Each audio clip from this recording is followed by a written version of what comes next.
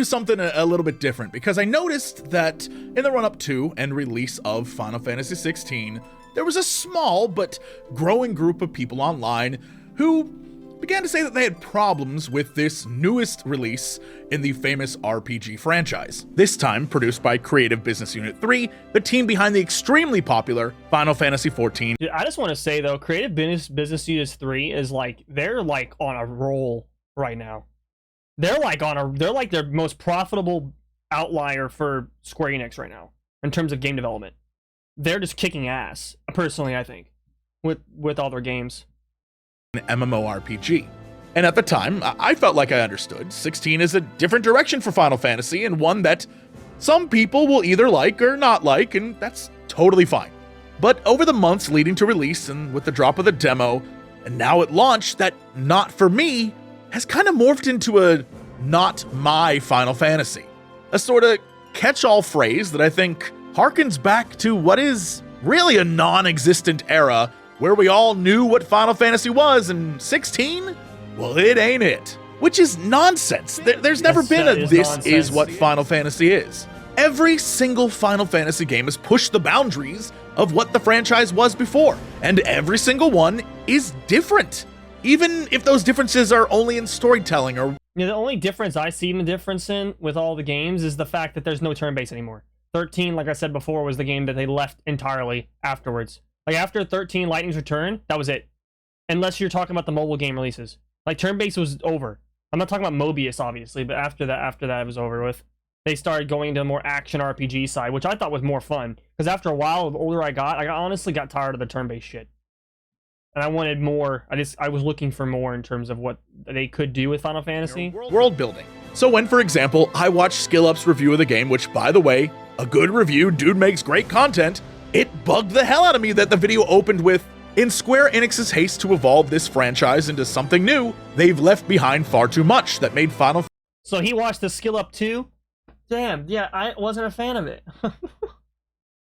Final Fantasy. In trying to reach a new audience, they've left behind the audience that got the franchise to this point. And while most reviews and most players are extremely happy with the game, that's the thing I noticed in most of the negative talk about it, that there's this undercurrent of they've chosen to leave what made Final Fantasy Final Fantasy. They're leaving old fans behind for the new. And look, getting new fans was 100% the goal of Creative Business Unit 3. Yoshida, the producer of this N14, said as much. And I see, like, why is no one else talking about this whole thing, though? All the people who played the old games, we played it when we were little kids, right? So it just makes more sense to me that Final Fantasy 16 is way more mature now and really dark, because kids aren't going to be playing that shit, to be honest. It's a mature game. So all the people that played the old games where it was more like fantasy and like, oh, not so serious, but it was like, and not so, you know, mature, now it's like, oh, fucking everyone dying and like mature and dark and shit. It's like, obviously that'd be for the older players. So it's for the old player base. I don't know why everyone's thinking it's like leaving the old fans behind. This just completely makes no sense. I think due to the franchise's history and impact, many players have created their own idea of what Final Fantasy is to them, turning a blind eye to what the series is as a whole. It reminds me of when I was asked to be on a special board for PAX with various other people in the gaming space, and the question they asked us to help them solve was, how can we grow PAX? Because at the moment, our core audience and attendees are getting older, having kids, have less time to come to the show, so how do we grow? And so myself and all the others in the room sat around thinking up all sorts of ways they could do this, offering advice, but the pushback we kept getting was, if we take your advice, we could risk alienating those who already attend.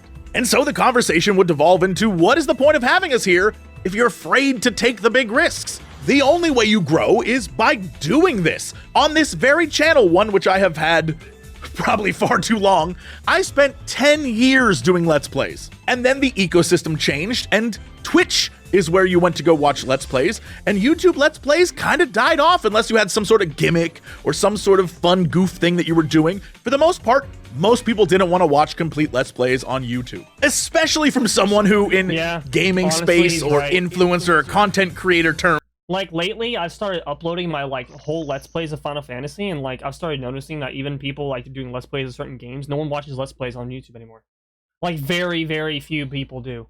So it's like really hard to like gain traction or just anything from like uploading your playing of the game, you know? Unless it's like reaction content of like certain parts of the game that are like super intense. Like for example, if I were to upload like the whole like scene with Titan, that like that's something someone would like want to see. Stuff like that, pretty much. Or like a video with like all the reactions of like all the icon fights. That'd be something I'd probably do. Is an old man. And so I stopped for the most part and instead did more news related things and videos like this. And yeah, sure, I took a hit at the start. People who had been here for a while were like, this isn't the Jesse I know, not my Jesse. But the channel recovered, it's growing again, and I've never been happier.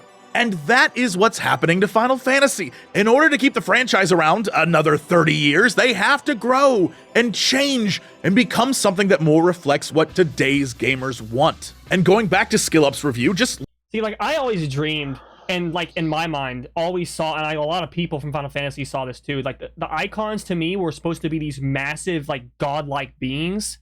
Even in the old games that you just summoned and they came out of like the sky and they were just like one shot everything. You know what I mean? Like nuclear bomb abilities, basically. And like a lot of those games had that aspect. And to me, like I always wanted to be able to just fight them or play as them or something of that nature. And you never got that in the games. Like never. Like yeah, you'd have like a boss or something that was like relative to the icon. Like Bahamut was always like the series take on the final boss in a lot of the games. Or like, you know, it was an aspect, something like that. But you never were able to like fight them in a series of boss fights where it was just like canon to the story like 16 has. And it's like catering to that whole like, oh my god, finally, like we get to see the freaking icons in all their glory and shit. And it's just fucking... What about Final Fantasy 10? What about Final Fantasy 10? Final Fantasy, okay, you know, Final Fantasy 10, it was still more of like the summoning aspect. Oh, you're talking about like the end. But that was only if you got them all though. Like most people never did that. But you still had to fight the ones you had. Yeah, the ones you had. But I guess that's the only one I can think of towards at the end of the game. If you got every single boss, you could like fight them all. Like, that was awesome. The final mix version of that, they added the Dark Aeon, so you're fighting like souped up versions of that. them. Was a bitch. Yeah, that was so freaking hard. I remember playing that and it was crazy. You had to like survive an onslaught at that point if you went and got every single secret aspect of them and got everything done. And then the end of the game was just like the worst nightmare for you. Not to mention Anima on that part. Oh, no, it wasn't Anima that was the worst. It was Yojimbo. To me, anyway. To me, Yojimbo was the worst one to fight. I mean, the sisters weren't that bad, really, but Yojimbo was a bitch. Because it was RNG at that point. He could just one-shot you. look at the comments. People in the comments are saying, never played a Final Fantasy, but I'm gonna try this one out. And that is a huge victory for Yoshida and Square Enix and everyone involved, no matter what the lineage of Final Fantasy is. And we should talk that lineage. Oh yeah, Final Fantasy 16 is probably the best ever for people who are new completely to the series, because they don't have nothing to prior base their like opinions off of.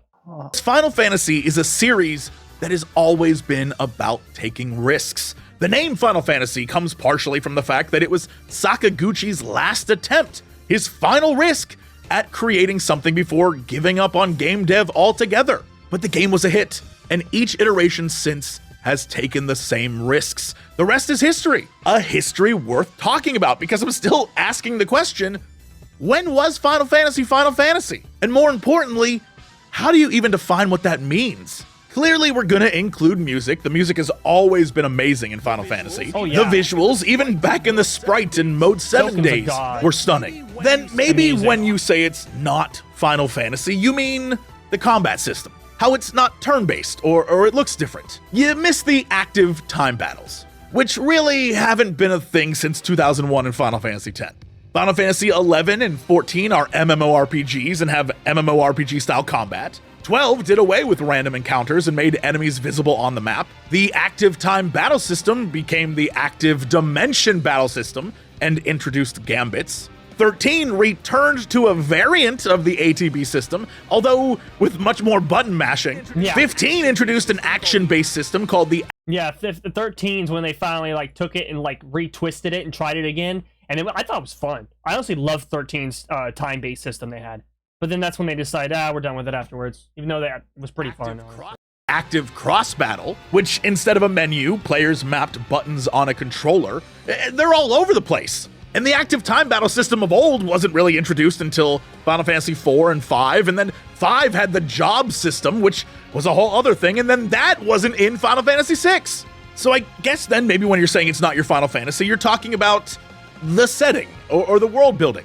But even there, the games have always pushed the boundaries. Final Fantasy 1 through 5 were fantasy stories set in worlds of castles and crystals, and sure, there were airships and chocobos and moogles, but all of that took time to develop too. There were no chocobos in Final Fantasy 1. The first moogle was in Final Fantasy 3. Final Fantasy 4 was the first time they really started to delve into deep character drama. Final Fantasy 6 was this push into the trope of magic versus technology. 7 then took that concept and ran with it, as technology and its impact on the world played a major role in that storytelling.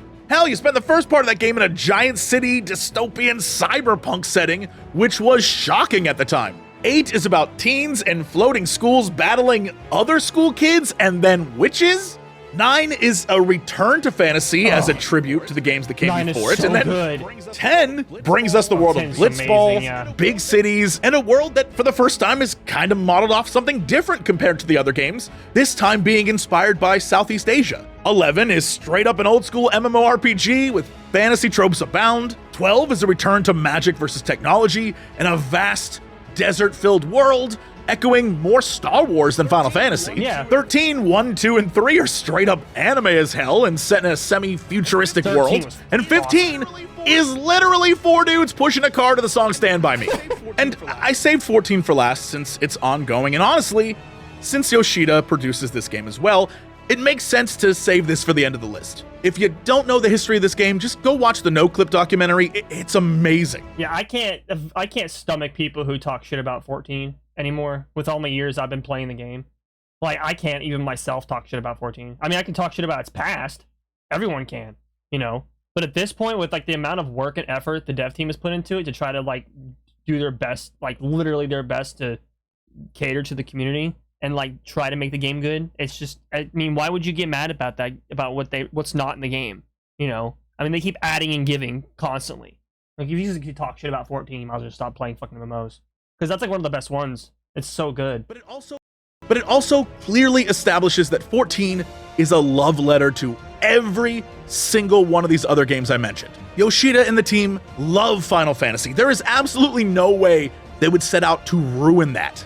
The changes they've made to 16 aren't drastic or crazy attempts to lure a new audience. They're keeping with tradition. And yeah, you may still have the complaint that it's more Game of Thrones than Final Fantasy. And first, what's wrong with that? What's wrong with the fact that it's more Game of Thrones than Final Fantasy? That's like the perfect combination. Holy shit, Game of Thrones was incredible. I fucking love Game of Thrones. Not really the end of it, but but Game of Thrones with any freaking game setting, holy shit. That's like, oh, incredible.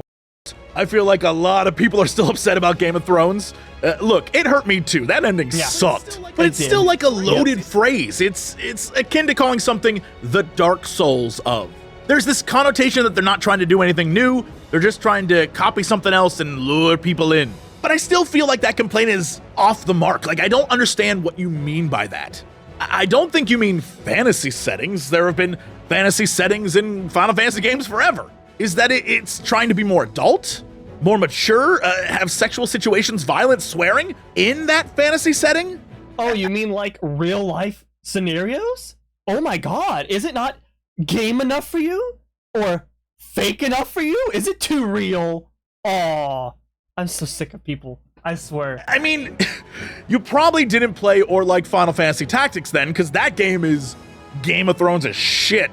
And it's not even a mainline game. Adult themes have been part of Final Fantasy for decades. The only difference is, culturally, we're in a place where the average video game player is 30-something. And the developers, and more importantly, the translators who are responsible for making a lot of the previous Final Fantasy games more kid-friendly, they're like, oh, we don't have to hide our adult story under the veneer of teen or kid-friendly anymore.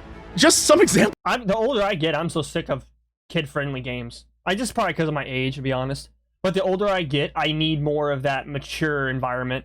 It's just the way it is. Because like I'm getting more mature myself, so like I can't Like, I can't stomach games that are too kiddie-ish. Like, the worst one I played in terms of, like, kid-friendly is, like, Disney Dreamlight Valley. That's because my wife wanted to get it, though. So, like, we bought into it, you know, to play it, because, like, it's nostalgia. That's the only thing that roped me into it, was the nostalgia factor, because of the old the old Disney characters I grew up with. Like, that and Kingdom Hearts. Pretty much, I think, is, like, the only games I could keep going into, because of the story itself that ropes me in. And that's it. Like, I can't play kiddie games anymore. I just can't. I'm so glad with Final Fantasy, the path they're taking with it. Off the top of my head, Final Fantasy VI had genocide, suicide, slavery, and much worse, but that's spoilers. 7 literally had a scene where a man tries to rape one or more of the main characters. Hell, there's straight up a story beat about forcing two characters into interspecies sex. One of the main themes of 9 is a child coming to terms with life, death, and so what dark. any of it's for. Hell, 10 is about the corruption of religion. There are so many examples, I couldn't possibly remember all of them or spell them out for you, but I'm sure people in the comments will. And that's what rubs me wrong about all of this. None of it's new. Even the complaints. You don't even have to go far back to see examples of that. When Final Fantasy XII came out, fans thought it was a little too mature and serious compared to 10 and 10-2, which had some mature themes but were presented differently. When 7 came out, sure, it was praised by many people, but at the same time, reviewers would say stuff like, the storytelling is lengthy, involved, and definitely too dialogue heavy for preteen attention. Okay, this comment, the storytelling is lengthy, involved, and definitely too dialogue heavy for preteen attention spans. There's also swear words and adult situations. I feel like, dude, people like this, all they do is come home from work, crack open a beer, and sit down and play fucking first-person shooter games. And that's it. That's all they do. And then they decide one day to do a game review on something like Final Fantasy. Just cuz. And then they end up giving a fucking comment like this. I hate people that say this crap about games. It's the most vague opinion you can give. Like, it's ridiculous. Because you could say it about almost every single game. God, I can't stomach this shit. Spans. There's also swear words in adult situations. But while most Japanese RPGs are happy to adopt an if it's not broke, don't fix it attitude in bringing their titles across from the 16-bit days, Final Fantasy VII has decided to divorce itself almost entirely from its predecessors and tip the whole genre on its head. Look, it's more than okay to not like a game for any number of reasons. If you don't like 16, that's fine. But to say it's not Final Fantasy or leaving fans behind is an insult to the legacy of what these games are. Yeah. They're all unique. They're all different and willing to try unique and different things. Yeah, I think that's the main reason why Final Fantasy has always been ahead of everyone else in terms of the gaming industry. They're not afraid to take risks on games at all. And that's what makes the game so, like, a step ahead of all these other game companies and shit. They keep changing shit up. That's why it's always so exciting the second you hear the new Final Fantasy is coming out. It's like, oh shit, what's next? That's what makes them special. So while you may not like the changes they made to this one, like how I didn't like 13, it's still exactly what it has always been. Taking chances, pushing boundaries, and trying to reach a new audience. That's what makes it such a fun franchise. You can be a fan of 8, or 12, or 4, or 6, or 16, or maybe just 7. But I promise you, for the vast majority of fans, even you watching right now, you most likely became a fan because of a risk or change that might have upset another player. But it got you hooked. There is no My Final Fantasy. There's just Final Fantasy. Yeah. Good, bad, and everything in between. Good review. I think Jesse's video is the best one. I think it is. Like, that right there, yeah. Screw all these freaking game reviewers and shit. They need to stop, man.